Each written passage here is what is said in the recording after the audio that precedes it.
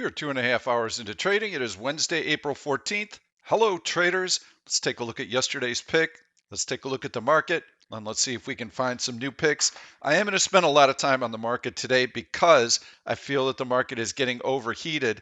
There are some warning signs that we really need to watch for. When we see these warning signs, we have to start taking profits on our bullish trades. So let's take a look at the trade from yesterday, TSLA. We were about 2.5 hours into trading when I posted that video right about in here. Tesla was somewhere around the $735 level.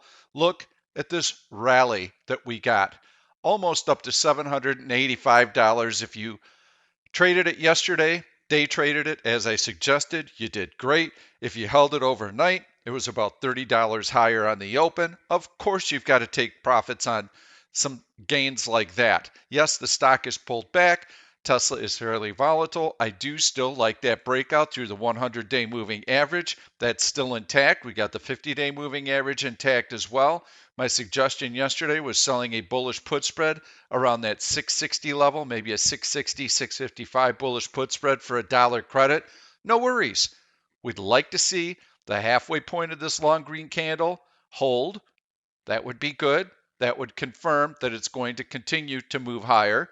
And we definitely would like to see the 50-day and 100-day moving averages hold if the stock closes below them, because that is a swing trade. I don't care what it does intraday. If it closes below those support levels, then you have to consider buying the spread back, particularly if the market is starting to show some technical weakness. But everything looks good for this trade right now. It's a beautiful entry point. Great day trade, really nice overnight swing trade. So hopefully you made money on that. Let's take a look at the market right now. You can see how we've got very choppy price action. We've got the low of the day right here, almost tested that low right here. It looks like we're going to test it again. My sentiment today is that we're going to see a little bit of profit taking later in the day. How can I possibly say that after such a strong run? You can see these long candles rallied up to a new high, and there was the high from yesterday. So this is a new all-time high, and we see a series of red candles. So now we get back and forth sideways trading, green candles, red candles, pretty stiff overhead resistance here, and we get a nice little pullback. When we start testing that support multiple times, then eventually you get programs that will trigger those sell stops. So people that bought the low, bought the low. This is what traders love to do. Why? Because if you buy here, you've got a very tight stop, because you know that if you make a new low of the day, you stop out of the position. Aha, we found support here before. Oh, look at that, a nice long green candle off of that support level. Buy. Oh, look at here, we're testing that support again. That must be a nice support level, so I'm going to buy here, and I know my stop is just below that buy point. Well, what ends up happening is that eventually you get a little bit of a rally, and then the programs will come in and they will trigger those sell stops. So you've got, if you were a buyer, your thinking would be, I buy here, I've got really nice upside to the upper end of the trading range, and I can take profits up there. And if by chance the market falls apart, I have very defined risk because I will stop myself out right there.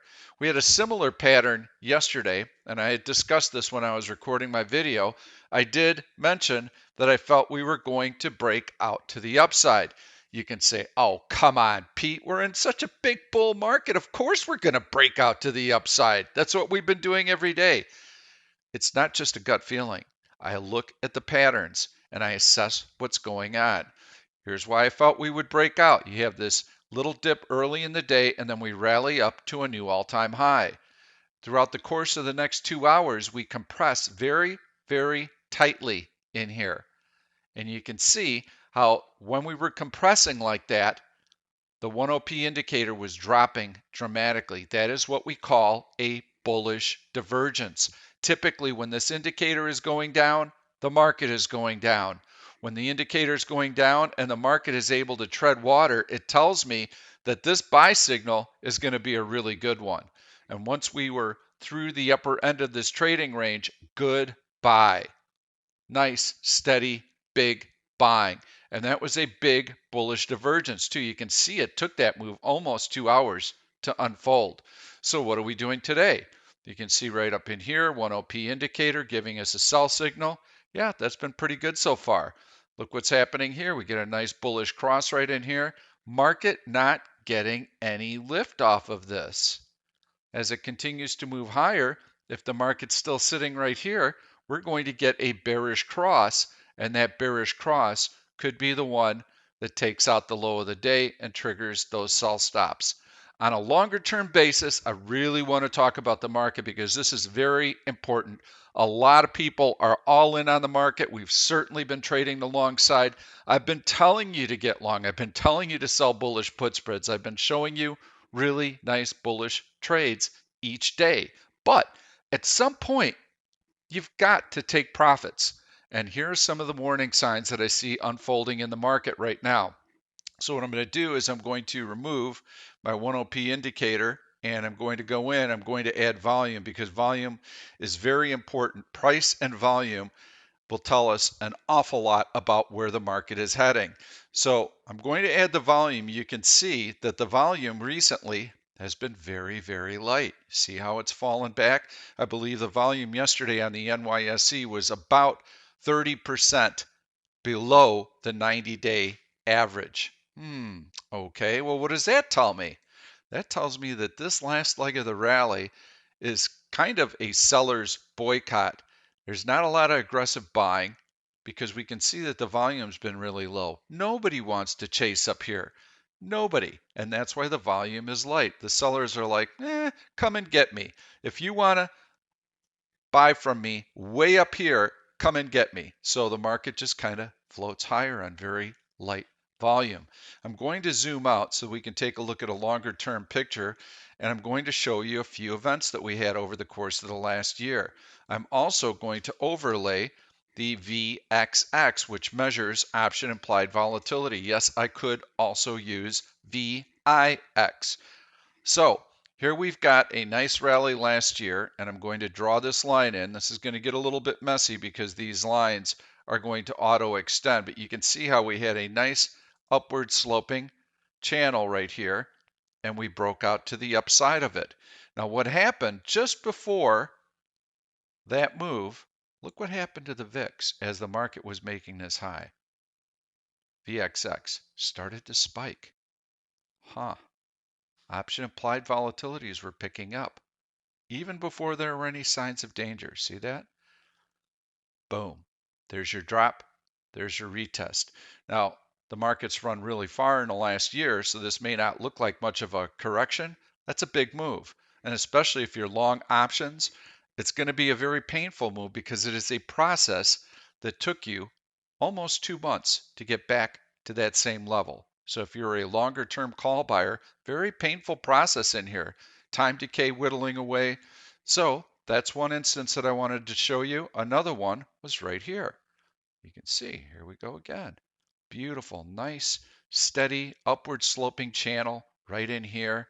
Excellent. Everything looks fantastic. Oh, there we go. We poked out above the upper end of it. And look at what happened to option implied volatilities. They started to take off right in here. Not up here at the top, right here. As that move was unfolding, option implied volatility started to increase. Wham, wham. That was a pretty big drop that we had right there. Again, first signal was poking through the upper end of that trading channel. Look at the volume. Very low volume there on that rally. In here, very low volume on that rally. Okay, well, let's fast forward. Let's keep taking a look and see if we can have other examples that might be similar. Here we go. Well, the first thing you should notice is we're right back up on the top of that upward sloping trend line. And you draw that by connecting the highs, trying to connect as many points as you can that validates that upward sloping trend line. So you can see here, we're bouncing against it, whoop, pull back. We're up here bouncing against it, whoop, pull back. And you can also see that we had a spike right in there in the market up on that line, and look what happened to VIX. Started to pop higher. Now, in this particular decline right in here, we actually had the VIX declining. So it doesn't always give us that warning. See right there? Market's still making a new high. What's the VIX doing? It's actually declining. So it didn't give us an early warning sign right there. So we can't solely depend on that. Then you get another drop, and then now we're back on it. Look at how low the VIX has been. So if you start to see the VIX starting to climb, that should be a big warning sign if the market is continuing to inch higher. Here's the other thing we're seeing right now. I had already pointed out very low volume in there. Right up in here, you've got another little low volume lull. So 3 things to remember. Number 1, if you've got this upward sloping trend line that you've drawn and you poke out above it, and again, we're connecting the highs, not the lows, as most people would do for normal upward sloping trend lines. You can see that when we poke through the upper end of it, that is a sign that conditions are getting overbought. Here we've got another instance where we poke out through the upper end of it, another warning sign, especially when these moves come on light volume. The third component is a rise in the VIX when the market is still rising. That is our for sure warning sign, but we don't have that happening right here, and we didn't have it happening back on this drop right here either. You can see that VIX continued to fall. So I'm watching for this. I think that if the SPY gets to 420 in the next week or so, we've got to be very, very careful, because then we're poking through the upper end of this channel and we're getting very overextended. Let's go back to that chart here. Look at the rally that we've had from basically SPY 380, 250 all the way up to 413 in a very short period of time. So that's over a 400 point S&P 500 move in a very short period of time. Let me do my calculations here. We've got 250 point, let's call it, S&P 500 move in a short period of time. That's a big move. I still like the market. I'm still bullish the market. I'm not telling you, oh my God, Pete said it's bearish. Oh, look out, buy puts. Absolutely not. What I'm telling you is, for your long positions, you're going to want to start taking some profits on those. If you have bullish put spreads, do not put any new ones on. Try and buy the ones that you have on right now for pennies and start scaling out of some of your long positions as the market continues to inch higher. Go to cash, wait for that market dip. It's going to be coming. It won't take too long. We are into earnings season right now. Banks announced earnings today. The reaction has been good so far. The bid tends to be pretty strong for the market into mega cap tech earnings. Those will be coming out in the next 2 weeks. So I think we're in the final stretches of this rally. There's no reason to panic, but you do want to sell into strength when you've got that type of a move. You don't want to wait for things to fall apart, because on the backside, once they do start to fall apart, they fall apart very, very quickly. And you're going to be hitting bids and scrambling to try and get out. And you can see right here, you had a little bit of weakness. And when the selling finally came, it came pretty quickly. And in other instances, you'll be able to see where it came even faster than that. If you look right here, you can see how you had that last push higher. Well, this candle, it looked like the market was never going to go down again. It was just climbing a wall. And then all of a sudden you come in one day and you get a 100-point S&P drop. Uh-oh. That's not when you want to be selling on one of those bars. You want to be taking profits in here and not waiting for that red bar. And if you are taking profits in here, your position will be smaller, and this is not going to affect you emotionally, because you'll already be happy that you've been taking profits along the way. So that's what I wanted to emphasize today. Those are your warning signs for the market. Let's go back to that 5-minute chart so that we can keep an eye on what's happening on the price action today. And I'm going to remove the SPY overlay of the VXX And we'll just take a look at that 5-minute chart, and we'll put the 10P indicator back up so we can keep an eye on that as well. And there you see, we've got these support levels forming in here. I think that through the course of the day, you're going to see maybe another touch down toward this low of the day, a little bit of a rally, and then you'll see that low of the day fail on a long red candle. Maybe we get some follow through. Maybe we bounce right back into the range. When I get those types of drops, here's what I'm looking for. In fact, I'm going to spend a little bit more time on the market because yesterday we had a classic example of what happened. So we know that we're thinking the market wants to rally. It's tried, it's tried, it's tried. And you can see these long candles here, the wicks above the body. That means that there's resistance, but there are more and more and more sellers at that level. And so what that means is that as soon as we get through that level, you're going to see a big release because that is triggering those buy stops. So when you're short, you have a buy stop when it breaks through to the upside. And everything was looking really good in here. And we got a little bit of news. One of the Fed officials said, hey, if inflation is really bad, we'll consider hiking rates. Well, the market didn't like that too much, but it didn't care that much either. I mean, this is a nice opportunity. You could see how once the lower end of this compression was broken, buy, buy, buy, buy. Traders are lined up here. They're buying the lower end of this compression. Well, here we fall below their stops, and the stops are triggered. Now, if this were going to be a legitimate move, you would see red candle, maybe a doji, and boom, another red candle. When you get a red candle, all that did was flush out all of these traders here. You get a red candle like that, and immediately you have a green candle, an engulfing candle almost. Then you know this was just simply programs flushing those traders out. So no worries. And as soon as I saw this, I said to my members, I said, we are going to take out the high. Just watch, because this is going to give the market a running start at this resistance level. Boom, boom, boom. We got right to it. Still right at that level, little compression, and then this candle is the one that shakes everybody out. It's like, oh no, we're going. Then they cover.